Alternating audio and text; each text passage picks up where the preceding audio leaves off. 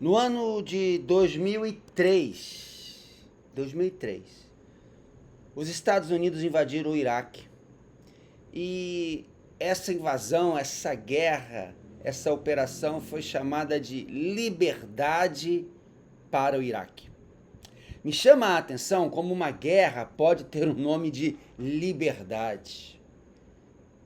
As forças americanas invadiram o Iraque sobre o pretexto de libertar o povo da tirania do até então ditador Saddam Hussein. A luta foi muito grande. E, à época da invasão, um jornal trazia o desabafo de um soldado americano ferido em combate. Ele dizia o seguinte, o soldado: eu não entendo porque toda essa resistência, nós viemos aqui libertá-los, mas parece que eles não querem. De fato, a liberdade é algo muito caro, muito precioso, de imenso valor para a humanidade. Porque ter liberdade é ser livre.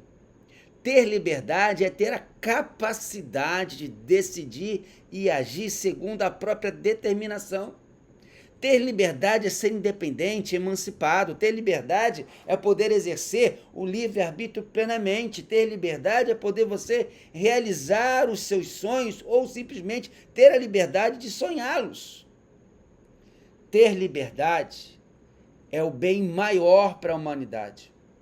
Tanto é que a punição para qualquer criminoso é a prisão, ou seja, a perda da liberdade.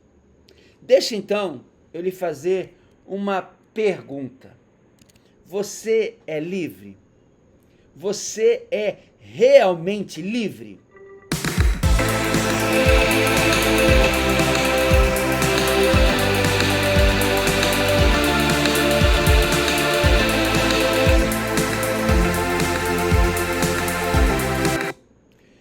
Então, você é realmente livre?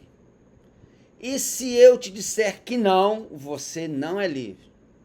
Quem te disse isso, pastor? Como é que você pode afirmar isso da minha vida? Calma, meu amado, calma. Quem me dá essa certeza na resposta que eu te dei não é nenhum filósofo ou psicólogo, não é a resposta de nenhum advogado ou de juiz de direito.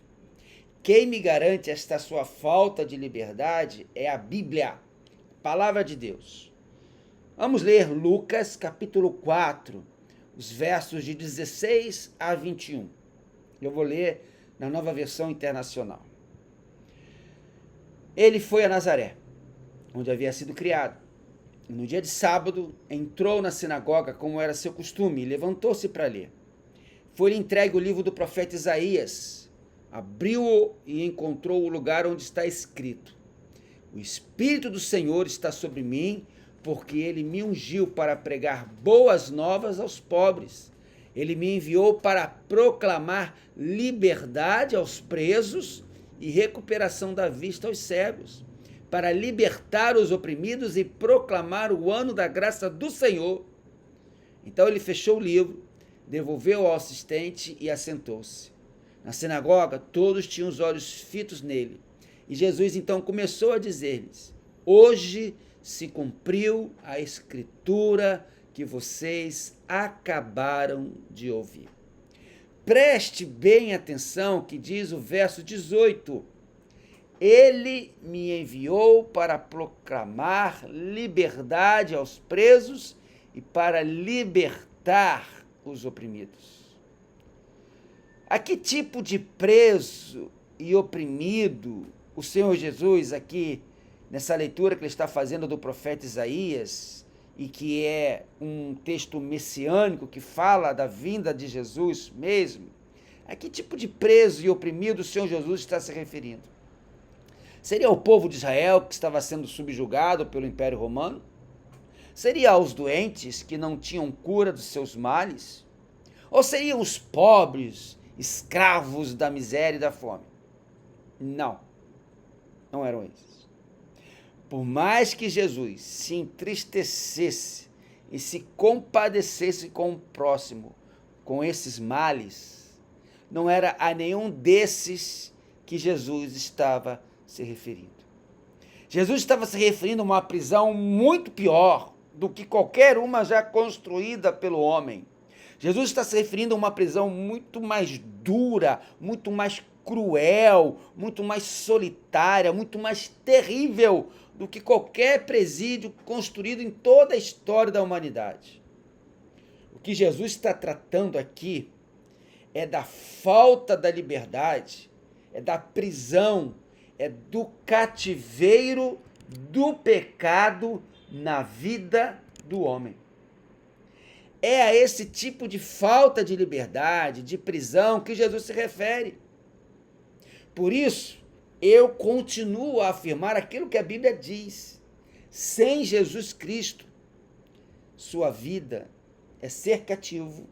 Sem Jesus Cristo, a sua vida é ser preso do maior dos males, do maior dos flagelos. Sem Jesus Cristo, sua vida é sem liberdade, é ser preso pelo pecado. Mas deixa eu te falar que apesar dessa prisão ser real, há também uma chave para libertar você.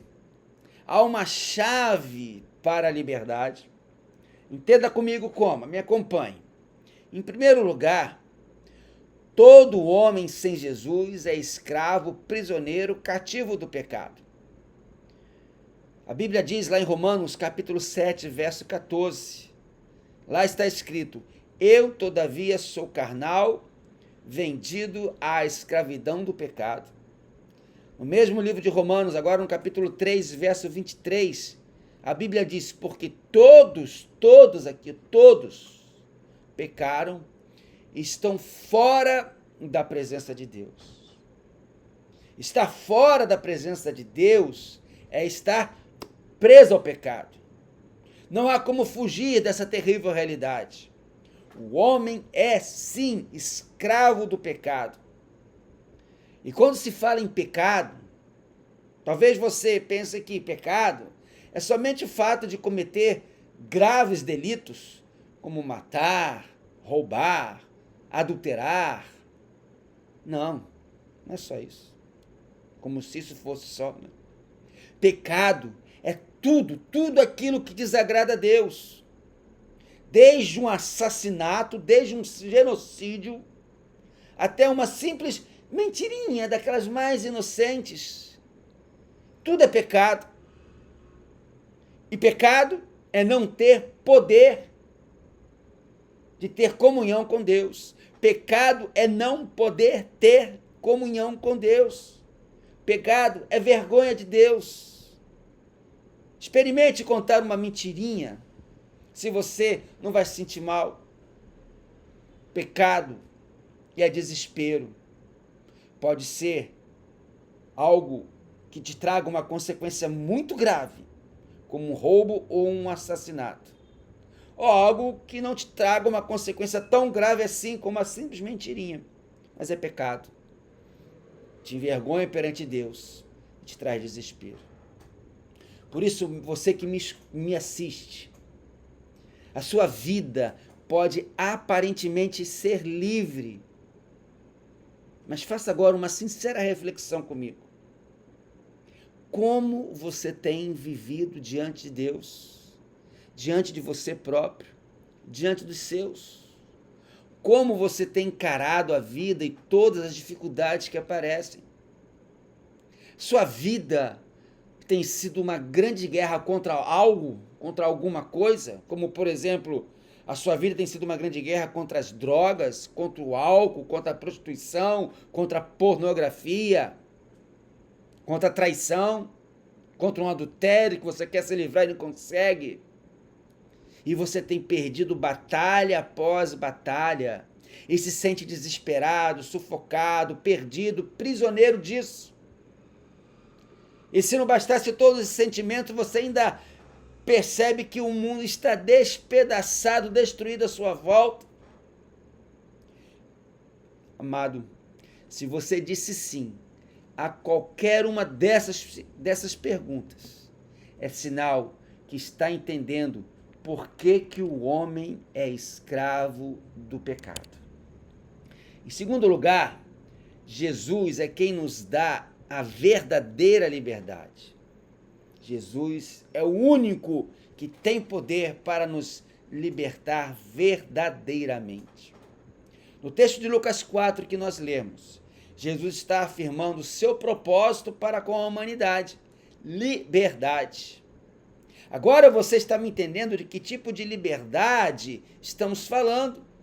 A liberdade da escravidão e do pecado. Note bem que Jesus diz em duas frases o modo pelo qual nós podemos conseguir essa liberdade. Em primeiro lugar, Jesus diz que foi enviado para quê? Para proclamar a libertação. Essa proclamação é o que estou te fazendo agora. Esta proclamação é esta mensagem do Evangelho, a mensagem da salvação, a mensagem de libertação, a mensagem tremenda, poderosa do Evangelho, das boas novas de Deus para com você. Os americanos disseram que estavam no Iraque para libertá-los. Você que por acaso me assiste de Minas Gerais, sabe que a bandeira do seu estado faz uma proclamação à liberdade. Libertas quaesera tamen, que em latim quer dizer liberdade ainda que tardia. O hino da nossa república diz no seu refrão: liberdade, liberdade, abre as asas sobre nós. A maioria dos hinos nacionais dos países falam sobre a liberdade que eles conseguiram. O Evangelho, trazido através da Bíblia, quer dizer isto: proclamação da verdadeira liberdade para o homem. Em segundo lugar, a segunda frase que Jesus utiliza no verso 18 é para libertar os oprimidos. Isto quer dizer que todos que quiserem podem ser libertos. Escutou bem isso? Todos os que quiserem podem ser libertos. Jesus está aqui para pôr os oprimidos, os escravos do pecado, os adúlteros, os prostitutos, os assassinos, todos eles em liberdade. Jesus não vai pensar a respeito se vai ou não lhe dar esta liberdade. Não estou falando se você cometeu algum crime, você, ao aceitar Jesus, vai ser liberto da sua cadeia ou está livre de... Não, você tem que pagar a sua dívida com a sociedade. Isso é justo. Isso é o óbvio. Mas eu estou falando da liberdade do pecado, da liberdade espiritual. Jesus está aqui para libertar você. Ele não vai pensar a respeito se vai ou não lhe dar essa liberdade. Ele já está lhe dando. Você não vai necessitar de um habeas corpus, não vai necessitar pagar fiança, não vai necessitar de um julgamento, nem de um bom advogado, nem de um decreto federal para que possa ser assinado por alguém para pôr os homens em liberdade do pecado. Jesus já fez tudo isso. E tem mais, Jesus já pagou todo o preço, Jesus já enfrentou o julgamento, Jesus já fez tudo por você, por mim, por todos nós, por todos os homens. E para receber essa liberdade, como é que eu faço, pastor? Esse é o terceiro e último ponto desta palavra. Para receber esta liberdade de Jesus, é necessário somente crer. Quanto será que os violadores da lei estão gastando pagando seus advogados, arregimentando todo um sistema para enfrentar um tribunal? Quanto será, por exemplo, que um grande criminoso está gastando para tentar amenizar, diminuir a sua pena? Quanto será que os corruptos estão gastando, tentando provar inocência, tentando conseguir a liberdade total? Certamente é muito dinheiro envolvido. Mas Jesus nos dá a liberdade do pecado de graça. É de graça, pela graça, bastando apenas e somente crer em Jesus como Senhor e Salvador da sua vida. A liberdade de Jesus é ter um compromisso com Jesus, um compromisso de vida com o Senhor da vida, para a liberdade de vida. E eu quero terminar citando 1 de João, capítulo 1, verso 9, onde nós temos a chave que abre a porta da prisão do pecado para dar liberdade ao homem. 1 de João 1, 9 diz: se confessarmos os nossos pecados, ele, Jesus, é fiel e justo para nos perdoar os pecados e nos purificar de toda a injustiça. A liberdade do cativeiro do pecado é conseguida quando cremos em Jesus como nosso libertador e Senhor e praticamos o que ele nos ensina na Bíblia. Temos a liberdade verdadeira. Você tem agora a liberdade de colocar Deus no lugar certo de sua vida, como nos ensina essa seguinte história aqui, ó. Aconteceu na cidade de Londrina, lá no Paraná, algo que chamou muita atenção dos bombeiros no início do mês de setembro do ano de 2004, 20 anos atrás. Uma jovem, ela tinha 19 anos, começou a beber, usar drogas e saiu para mais de uma de suas noitadas com mais 4 jovens, entre eles um menor de idade, tinha apenas 13 anos. Os rapazes passaram em sua casa, chamaram a moça e, pelo que tudo indicava, já estavam embriagados, com o som do carro um volume muito alto, estavam bebendo. A mãe daquela moça, desesperada, acompanhou até o carro e disse para a filha e para aqueles rapazes a seguinte frase: Deus acompanhe vocês. Ouviu-se então uma gargalhada dentro do carro. A moça pôs a cabeça para fora do carro e disse para a mãe: só se Deus for no porta-malas, porque aqui dentro está lotado. Sabe o que aconteceu? Essa história é triste. Não demorou muito, o motorista em alta velocidade perdeu o controle do carro em uma avenida e bateu de frente. 5 ocupantes do carro morreram na hora. Quando a polícia chegou, encontrou drogas e bebidas dentro do carro. Quando a perícia técnica e os bombeiros chegaram ao local, ficaram surpresos, porque o carro estava totalmente destruído, mas o porta-malas estava intacto. Isso. Onde aquela moça falou que Deus poderia ir naquele carro, mas no porta-malas. E quando os bombeiros abriram o porta-malas, ficaram ainda mais assustados com o que viram. Havia dentro do porta-malas uma bandeja com ovos e nenhum deles se quebrou. Sabe que lição tiramos disso? A pergunta aqui é: aqueles jovens tinham colocado Deus no lugar errado, mas como em tudo em que Deus está, lá era o lugar mais seguro. O lugar certo é onde está Deus. Onde está? E a pergunta é essa: onde está Deus na sua vida, meu amado? Uma vida livre somente está livre em Jesus. Você não quer receber essa liberdade agora? A liberdade de uma vida escravizada, presa, cativa do pecado, que só o Salvador Jesus pode dar. Se você quer receber essa liberdade, eu convido a fechar os seus olhos e a orar comigo agora esta oração de perdão. Pai, eu te peço perdão pelos meus pecados. Jesus, venha morar no meu coração. Venha ser o Senhor da minha vida. Venha me libertar dos meus pecados. Venha me perdoar os meus pecados. Eu creio em Ti como Senhor. Eu creio em Ti como Salvador da minha vida. Eu quero Te servir agora. Eu oro no nome de Jesus. Amém. Se você fez essa oração de coração e entregou sua vida a Jesus, eu aconselho a procurar uma igreja evangélica mais próxima da sua casa, contar essa história para o seu pastor e ele vai te ajudar certamente na sua caminhada cristã. Que Jesus te abençoe grandemente. Meu querido, muito obrigado por ter assistido conosco mais essa mensagem bem evangelística, não é verdade? Deus colocou no nosso coração trazer essa palavra hoje, nessa terça-feira, e sabe quando, né, que essa mensagem vai ser ouvida, até o YouTube ser tirado do ar. Sei que vai abençoar e salvar muitas vidas. E você então é convidado a se inscrever aqui no meu canal. Se você ainda não está inscrito, compartilhar essa palavra com muito mais pessoas, para que mais pessoas possam ouvir do Evangelho.